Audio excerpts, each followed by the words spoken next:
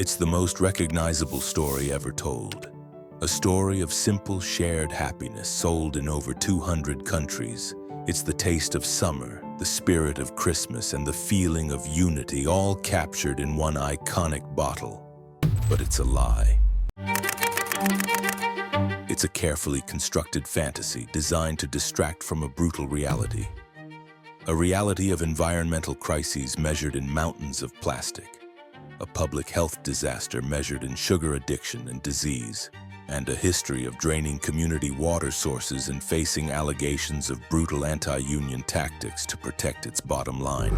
This isn't an accident, it's a strategy. The illusion of happiness is the corporate narrative that must be maintained at all costs. It's a relentless marketing machine designed to make you feel a personal, emotional connection to a vast, impersonal, and incredibly profitable system. This emotional investment is the company's most valuable asset. It allows them to weather storms that would sink lesser brands. They don't need you to believe the drink is healthy. They just need you to keep believing in the story. It's time to look beyond the red and white and see the full, complex picture. This is a story about the many lies of Coca-Cola.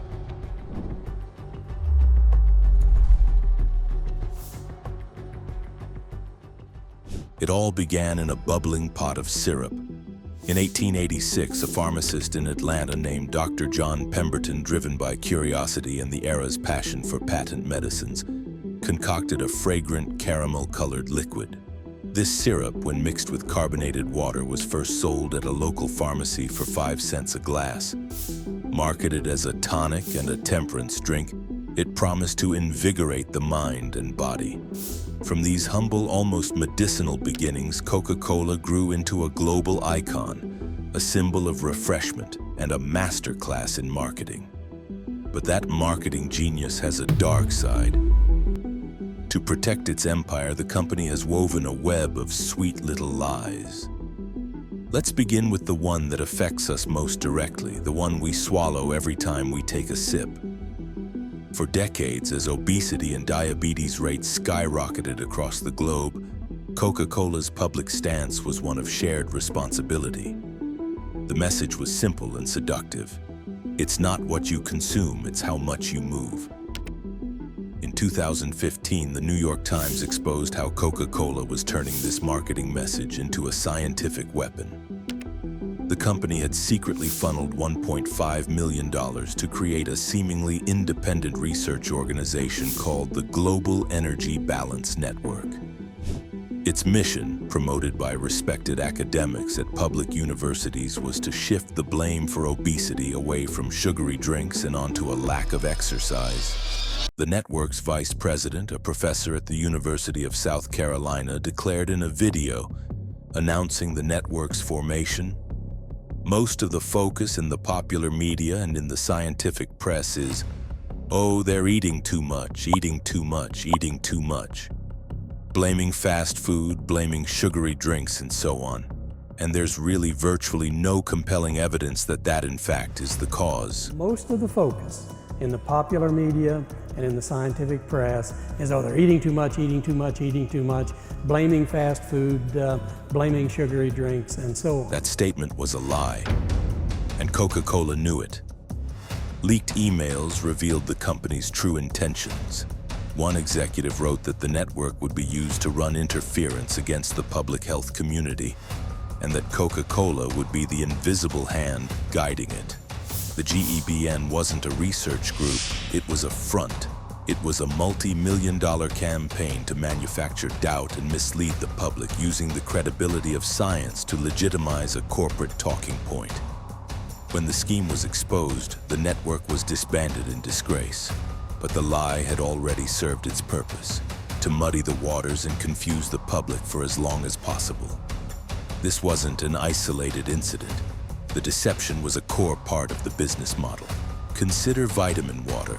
Acquired by Coca-Cola in 2007, it was marketed as a healthy alternative, a virtuous choice for the health-conscious consumer. Labels made audacious claims suggesting the drink could keep you healthy as a horse, and that it was simply vitamins plus water equals all you need. The name itself is a lie you can hold in your hand. But a single bottle of vitamin water contained a staggering 33 grams of sugar, nearly as much as a can of Coke. The Center for Science in the Public Interest filed a lawsuit, calling the product a sugar-sweetened beverage masquerading as a healthy drink. Coca-Cola's defense in court was perhaps the most honest statement the company has ever made. Their lawyers argued that no consumer could reasonably be misled into thinking vitamin water was a healthy beverage. Think about that. The company's official legal defense was that their own marketing was so preposterous that no one should have believed it. After years of litigation, they settled, agreeing to add the words "with sweeteners" to the label and to stop making the most egregious health claims. The lie was so blatant, their only escape was to admit it was an absurdity. They sold us sugar water, called it health, and then argued we were fools for believing them. From funding sham science to labeling sugar water as nutritious, Coca-Cola has shown a clear pattern.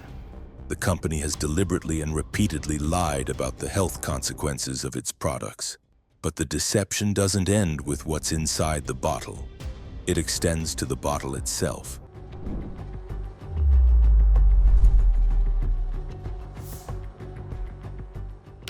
For years, we've been told a comforting story about plastic. We see the little recycling symbol and feel a sense of virtue. We are doing our part, and no company has promoted this story more aggressively than Coca-Cola. Their marketing is filled with images of green initiatives and promises of a world without waste. They have famously pledged to make their packaging 100% recyclable and to help create a circular economy where every bottle is reborn. This story is one of their most pervasive and damaging lies. We see the green logos, the promises of a world without waste, and we are meant to feel good. But this feeling is manufactured just as carefully as their drinks. For 5 consecutive years, independent audits have named Coca-Cola the world's #1 plastic polluter. That isn't an accident. It's a business model. In October 2024, Los Angeles County filed a lawsuit against Coca-Cola, accusing the company of a decades-long campaign of deception. The lawsuit states what environmental experts have known for years. Plastic is not truly recyclable in the way the company suggests. Most plastic can only be downcycled once, if at all, before it ends up in a landfill or an incinerator. The idea of a circular economy for plastic bottles is a fantasy, a marketing myth designed to allow the company to continue producing over 120 billion single-use plastic bottles a year, while shifting the responsibility for the waste onto the consumer. While they publicly champion recycling, they have privately fought against effective recycling systems like laws that would actually increase recycling rates but might hurt their bottom line. The lie isn't just that their bottles are recyclable, it's that the entire system they promote is a solution, when in reality, it's a smokescreen for a business model dependent on disposable plastic. But sometimes the cost of a Coke is more than just plastic waste. Sometimes it's the water of life itself. In 2000, Coca-Cola opened a bottling plant in Plachimada, a small agricultural village in Kerala, India. The plant was given a license to extract about 500,000 liters of groundwater per day. Soon after the factory began operations, the wells in the village, which thousands of farmers and families depended on, began to run dry. The water that was left became polluted and toxic. A government report later found that the company had not only depleted the groundwater, but had also distributed toxic sludge from the factory to local farmers, claiming it was free fertilizer. The sludge was found to contain dangerous levels of lead and cadmium, a known carcinogen. The villagers, led by local Adivasi, indigenous women, began to protest. For years, they held a continuous sit-in outside the factory gates. In 2004, after a lengthy legal battle, the plant was forced to shut down. A government committee calculated that Coca-Cola owed the community over $28 million in damages for the loss of agriculture, the harm to their health, and the destruction of their water resources. To this day, Coca-Cola has not paid a single cent of that compensation. The wells are still contaminated. The land is still poisoned. The company's response was not to remedy the harm it caused, but to pack up and leave, abandoning the community it had devastated. The lie in Plachimata was not just about water. It was about the value of human life. The company's actions demonstrated that in the pursuit of profit, the livelihoods and health of an entire village were expendable. They lied about our health. They lied about our planet. But the pattern of deception goes darker still. What happens when the price of a Coke isn't just water but blood? Uncovering details like this takes hundreds of hours of research, analysis, and production. We are a small team and we don't have corporate sponsors. Our only backing comes from viewers like you. If you find this work valuable, the single best way to support our mission is to subscribe to the channel. It costs you nothing, but it allows us to continue creating documentaries that matter. We appreciate your support.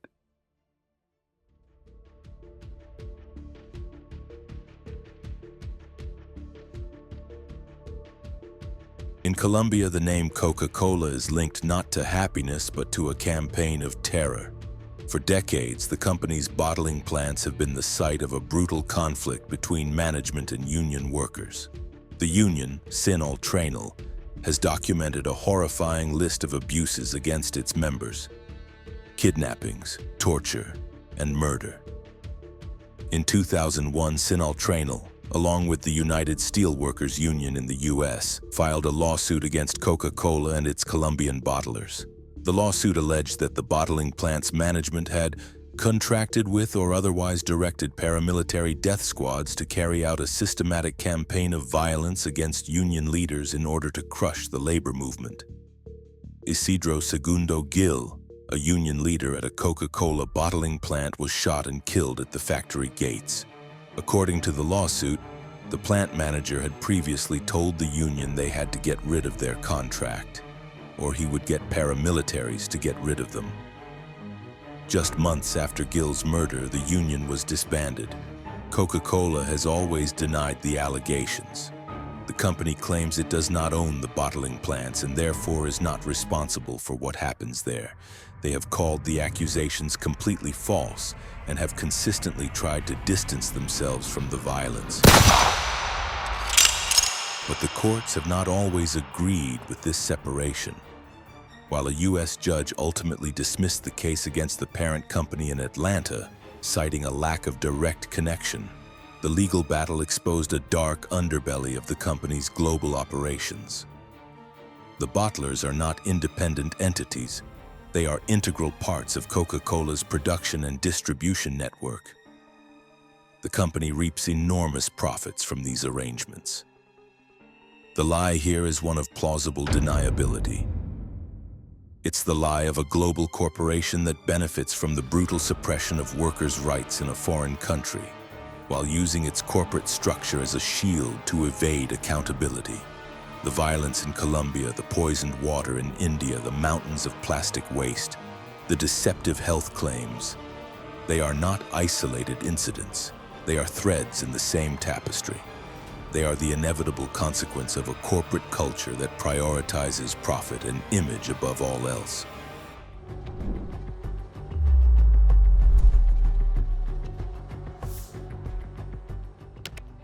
So where does this leave us? We are left with the wreckage of broken promises, a world where the pursuit of happiness has left a trail of devastation.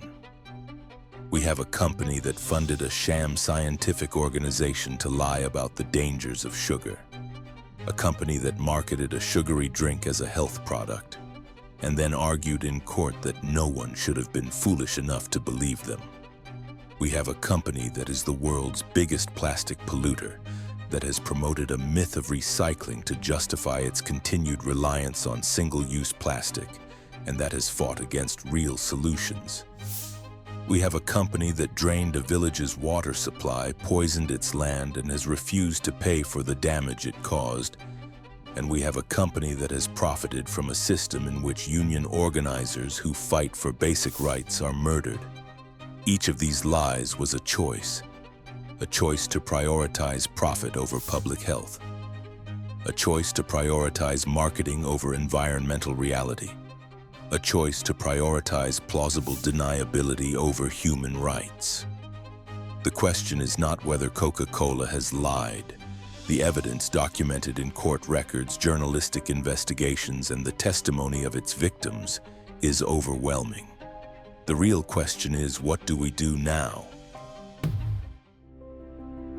Because this story is not over. The reckoning is happening and change is already underway. Lawsuits are holding the company accountable. Communities are fighting for justice. And a new generation is demanding better. All around the world, people are making different choices. Communities are banning single-use plastics. Schools are removing sugary drinks. Young people are choosing health over manufactured happiness. And once you see the truth, you cannot unsee it. We as consumers and citizens hold the ultimate power. Every purchase is a vote. Every choice ripples outward. The many lies of Coca-Cola are a reminder that we can demand accountability and build a better future. And here is the truth they do not want you to know. We are winning. One choice at a time, one community at a time, we are creating change. In 2023, Coca-Cola produced 127 billion plastic bottles. But in that same year, over 100 countries took action to reduce plastic pollution. Millions chose differently. The future is not written by corporations. It is written by us.